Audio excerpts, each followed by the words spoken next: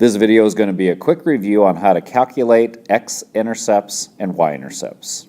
What I would like to start with is the definition of what an x-intercept is. And an x-intercept is the point where a graph touches the x-axis.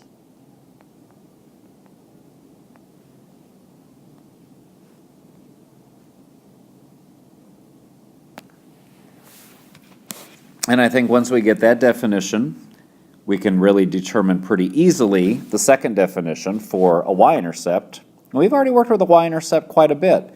Anytime we graph a linear equation, we always plot the y-intercept first. So we can define the y-intercept as the point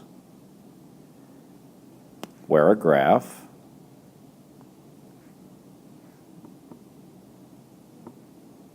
touches the y-axis.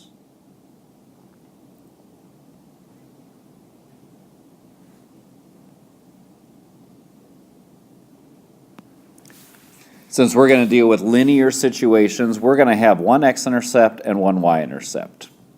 But graphs don't always need to be lines, and so you can have multiple x-intercepts and you could also have multiple y-intercepts. But in our case, we're going to have one x-intercept and one y-intercept. If I want to demonstrate what this would look like graphically, here's my x and y axes. Remember, the one that goes left and right is the x-axis, and the one that goes up and down is the y-axis. So if I had a line in here, let's draw on a line that has a positive slope. This line has a positive slope. And the point where it touches the x-axis is this point right here. And so that point is the x-intercept.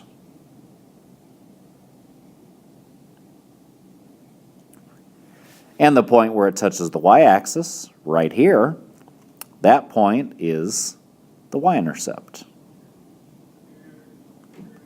So that demonstrates what things look like graphically. On the next slide, we're going to go through how to solve them algebraically. On these four equations or inequalities, we're going to use algebra to calculate the x and y-intercepts. So I think the easiest way to do this is to make an XY table. And when we make our XY table, I'm going to let x equal 0 one time, and then that will tell me what the y-intercept is. And then I'm going to let y equal 0 one time, and that will tell me what the x-intercept is. Now we can think of this as what's called the cover-up method.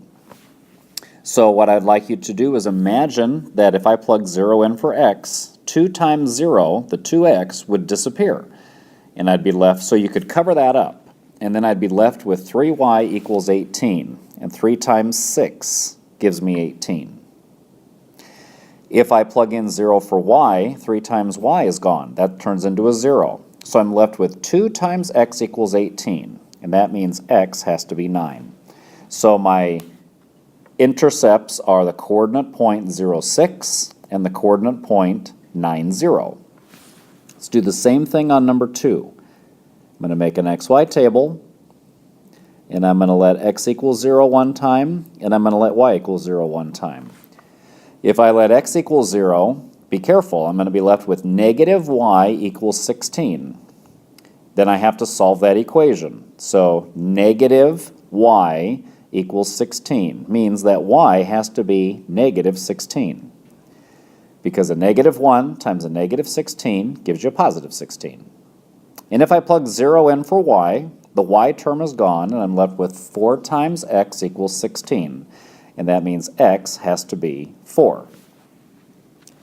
It doesn't matter if it is an inequality. I'm still going to do it exactly the same way. In fact, I'm going to pretend like it's an equal sign anyway when I'm calculating stuff. I only need the inequality symbol to know what kind of line to draw, whether it's solid or dotted, and to decide where to shade, whether I'm going to shade above or below.